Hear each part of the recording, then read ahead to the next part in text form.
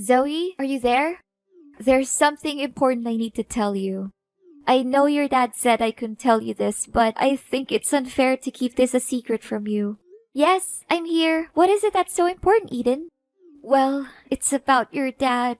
Seriously, I don't know where to start, but I feel like I have to tell you that your dad's health is in a very critical condition. He's in the terminal phase of a heart failure, and his condition is deteriorating at an alarming rate.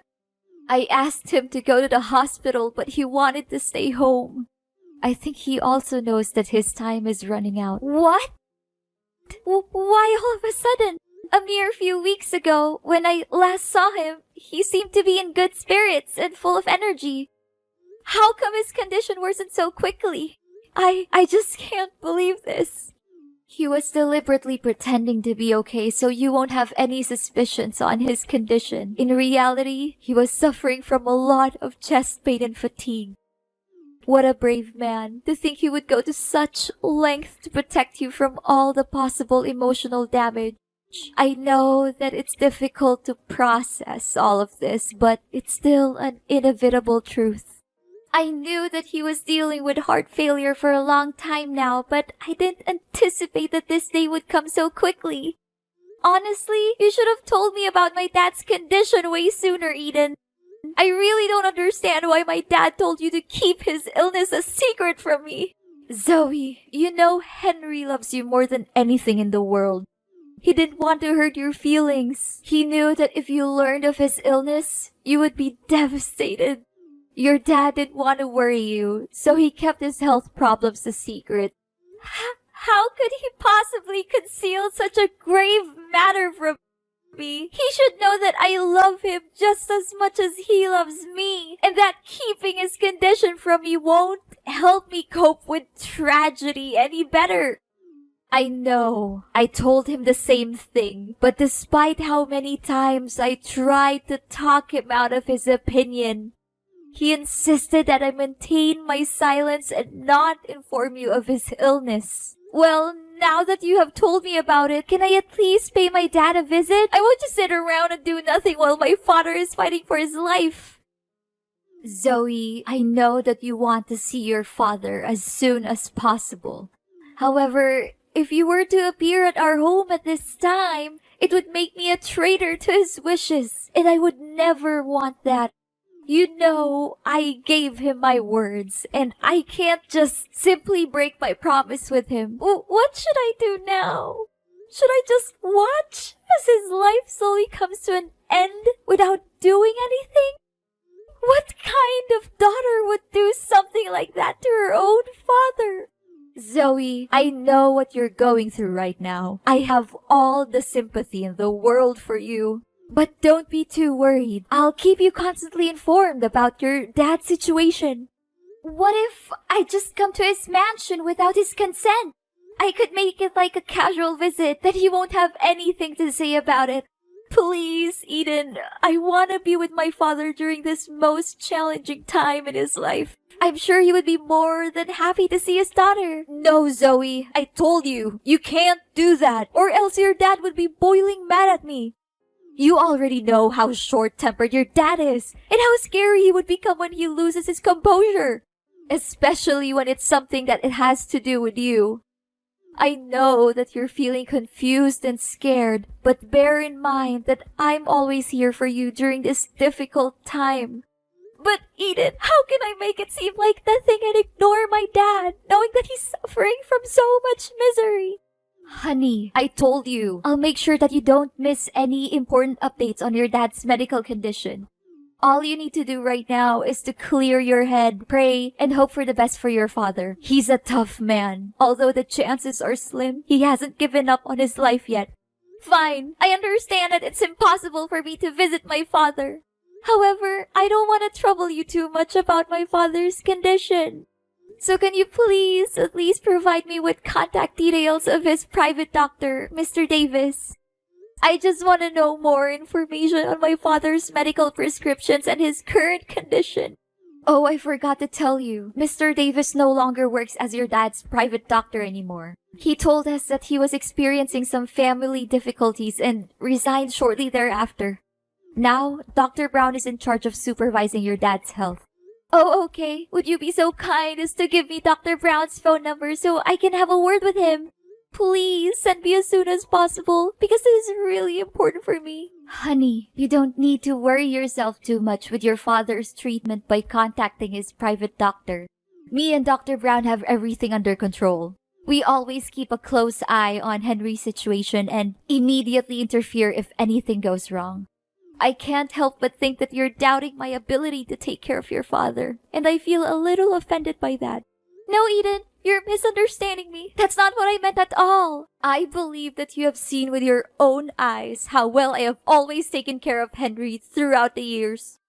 I undertake the daily tasks of cooking his meals, ironing and laundering his clothes, cleaning the bedroom, and ensuring that his workroom is spotless. I could ask the maids to do all the housework, but I don't want to. I think it's important for me to be a hands-on wife and take care of my husband myself.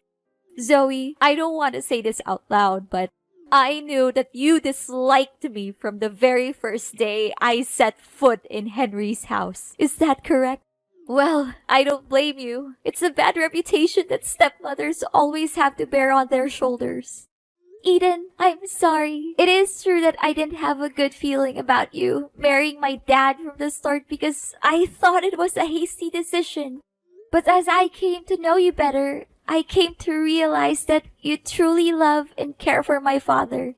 In fact, you were the one who strongly opposed my father's decision of forcing me to move out of his house due to certain misunderstandings between us, and I'm really grateful for that. I want to know more about my dad's condition, but that doesn't mean I don't trust you to take care of him. Those are two different things. Fine, honey. I'll give you Dr. Brown's contact. But don't worry too much. As I said, me and Dr. Brown have everything under control. Zoe, honey, I feel as though I've been stabbed by 100 knives in my heart. I cannot believe it happened so quickly. What is it, Eden? Is it about my dad? Yes, darling. Henry passed away peacefully in his sleep. This morning, when I entered his room, I noticed that he was no longer breathing. I immediately called Dr. Brown, who arrived shortly thereafter and conducted a thorough examination. He confirmed that your father had no signs of life. I am so sorry for your loss, Zoe. I know how you must be feeling at the moment, and I am feeling the same way. Oh, Father! So this day has finally come. I really don't know what to say right now other than thanking you for being by my dad's side during his last days of living. This is an extremely heartbreaking situation and none of us would have wished for this. I understand that this is a difficult time for you and I want to assure you that I have already taken care of the funeral arrangements. Your father's funeral will be held at his mansion within 1 week. It'll be a discreet one among family members, just as your father's will. I will inform you of the exact date and time as soon as it's finalized. I got it. Thank you for taking care of everything. I seriously don't know what to do without you. Did Father leave any parting words for you before he passed away? Henry was a thoughtful and prudent man, as you know. He had already carefully planned everything, including who would inherit his estate. According to his will, I, his legal wife, will be the sole beneficiary of his belongings and financial assets. This decision is clearly stated in his testament, and I am confident that you will not contest it. I'm sorry, Zoe, but you will not receive a single penny from your father. I find it weird that he didn't leave me anything in his will. I'm his daughter, and he loves me just as much as he loves you. He even hid his illness from me to protect me.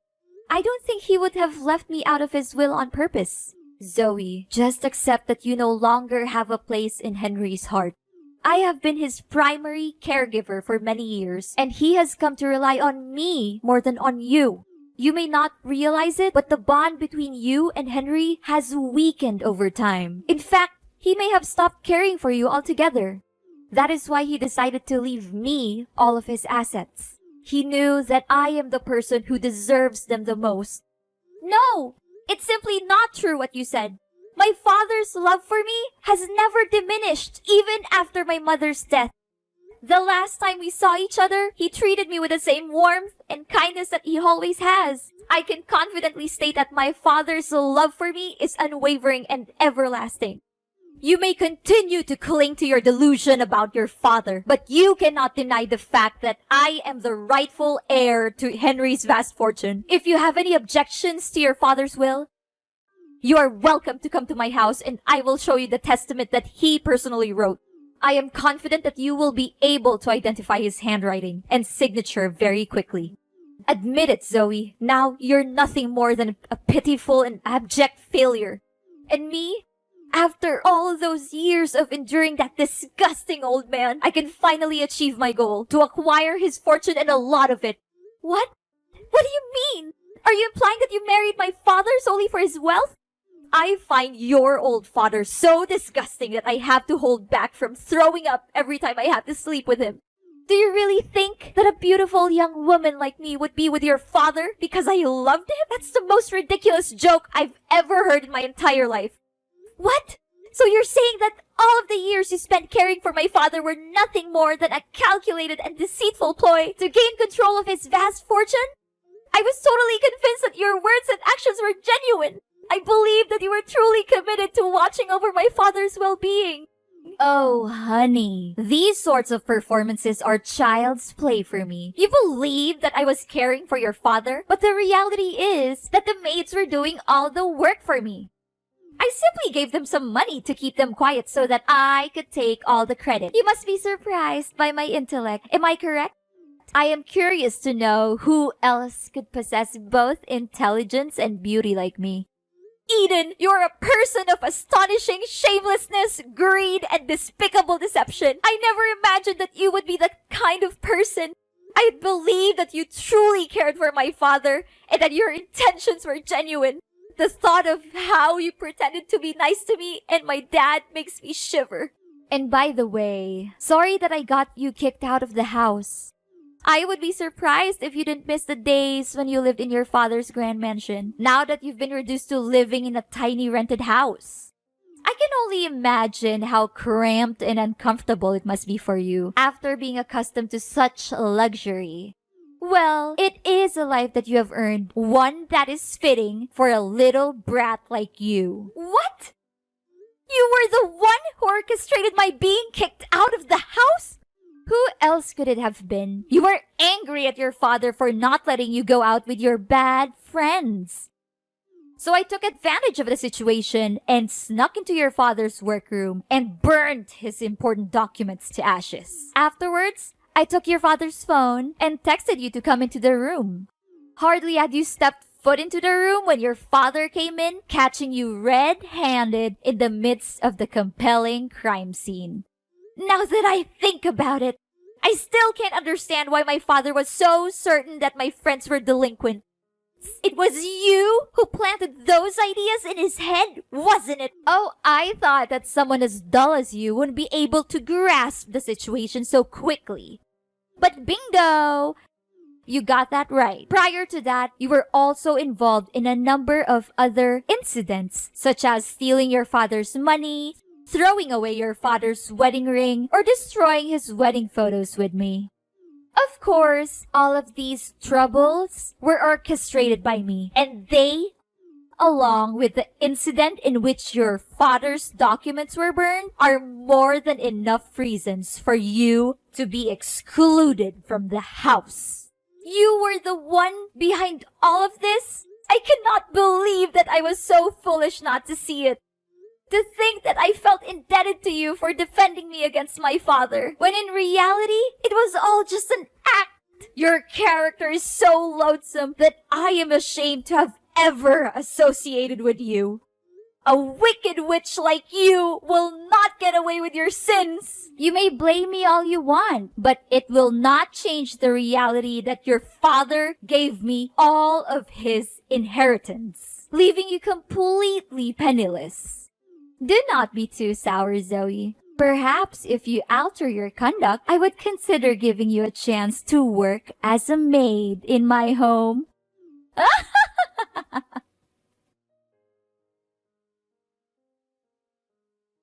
Zoe, I never imagined that you could be so embittered as to not even attend your own father's funeral.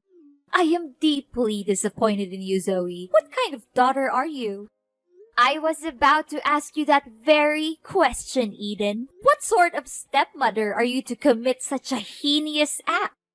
What sort of thing are you implying, Zoe? Are you still holding a grudge against me for not getting your hands on your father's fortune? If I'm not mistaken, you're simply sitting at home plotting some evil scheme to regain your father's inheritance. Are you not? Well, sorry to say, but that won't be easy, Zoe. You know very clearly that I am the rightful owner of your father's legacy. You even saw with your own eyes your father's testament, and you can't even deny that it is your father's own handwriting. Eden, I would not be so arrogant if I were you. In fact, I suggest that you prepare to face your worst nightmare for the vile crime that you committed against my father. What crime are you referring to? Are you perhaps fantasizing again? Don't attempt to deceive me with your pretense of innocence. I know everything. You coerced my father into signing a will that leaves all of his assets to you. Your boyfriend held a gun to his head while he was signing the document. Subsequently, you confined my father and Dr. Davis in the basement to prevent anyone from ever learning of your wrongdoing. What boyfriend? Seriously, I don't have a clue what you're talking about. Your father is dead. Stop deceiving yourself into believing that he's still alive. It's ridiculous, you know that. If you had attended the funeral, you would have seen your father's body in the coffin, but you declined to do so. Please, Eden, stop pretending. I know everything about your evil plan to hurt my father and steal his money. In fact, Dr. Brown is actually your boyfriend, Scott. He has assumed the identity of Dr. Brown in order to stay close to you. If I'm not mistaken, you had intended to marry him had things gone according to your initial plans. What? Don't just level such an accusation against me without any proof to support it. Do you seriously believe that I will allow you to continue defaming me in this manner? I'm calling the police. How dare you deny your crime and ask for evidence? My father and Dr. Davis are the living proof of your wrongdoing. I found them tied up in the basement of my father's mansion, and I was able to free them. The police will soon find out about you and Scott's crime of kidnapping. You should prepare for that. It's useless to deny it because Scott has already confessed. How could he have been so foolish? I refuse to believe it. Don't try to trick me. I won't fall for it. There's no way that Scott would admit everything. I suspected something was wrong from the start, so I asked Dr. Brown for my father's medical record. I found out that he prescribed the drug that my dad was allergic to, which only me and Dr. Davis knew about. I investigated and found out that Dr. Brown is a fraud with no medical knowledge. He eventually pleaded guilty to his crimes and said that you were his accomplice. What? How could Scott be so stupid to commit that simple mistake? I knew that I could never put my trust in that useless man. Don't just blame your boyfriend for your plan failing. You also messed up. I think you thought I would go to my dad's funeral, so you left the house unguarded. That gave me the perfect chance to sneak in and rescue my dad and Dr. Davis from the basement. No! It's unbelievable that someone as dull as you could have figured out my plan so easily. I cannot believe any of this. Eden, you are a liar and a cheat. You pretended to be a good wife and caregiver to my father, but you were actually having an affair with Scott. Dr. Davis found out about your affair with Scott and told my father. You and Scott were scared, so you attacked them and locked both Dr. Davis and my father in the basement. No, please stop talking. I've heard enough. In a subsequent act of desperation, you and Scott devised a meticulously crafted scheme to conceal your crime. You claimed that my father was seriously ill and even faked his funeral in an attempt to throw off suspicion. The figure that lies in the coffin is not my dad's corpse, but a wax effigy that has been crafted with painstaking precision. Furthermore, I also found out that you hadn't even informed the state about my father's death. So there's no way that my father's death was real. Oh no, I can't believe I figured it all out. Please do not turn me into the authorities. I didn't want to do what I did, but your father left me no choice. He threatened to disinherit me and leave everything to you. I was afraid of having to give up the lifestyle that was funded by wealth and privilege, which I had been enjoying all the time. What could I do in that situation? Henry forced my hand. It was not my fault. I would do anything to make it up to you and your father. I would go away and never bother you again. I would give up everything I've just to be forgiven. Please, I'm begging you. Don't call the police. I'm not a bad person. I was just trying to survive. Please give me another chance. After the dreadful crimes you committed, now you would still dare to claim that you are not a bad person? Your actions against my father were utterly unforgivable, and you deserve the most severe punishment. The police are already on their way to arrest you. And don't even think for a moment that you will be able to escape justice. After a lengthy investigation, the police finally apprehended Eden and her lover, Scott, for their heinous crimes of illegal captivity and fraud. The two were subsequently tried and convicted, and each sentenced to 7 years in prison. This sentence is a just and fitting punishment for their cruel and unscrupulous actions. Upon being liberated from their imprisonment, my father and Dr. Davis showered me with praise for my keenness in solving the case. My father also expressed his regret for not heeding my counsel in the first instance and forcing me to move out of his house. He then extended an invitation for me and my spouse to relocate to the mansion and reside with him. Ultimately, it was not my father who was at fault for the events that transpired. Rather, it was my wicked stepmother who was having an extramarital affair and subsequently devised a plan to seize my father's fortune. In the end, justice was served. Although what happened to my father and me was disheartening, it also served to strengthen our bond as father and daughter. It is always essential to never give up on the people we care about and to be willing to open our hearts when they offer us a sincere apology for the mistakes they made in the past.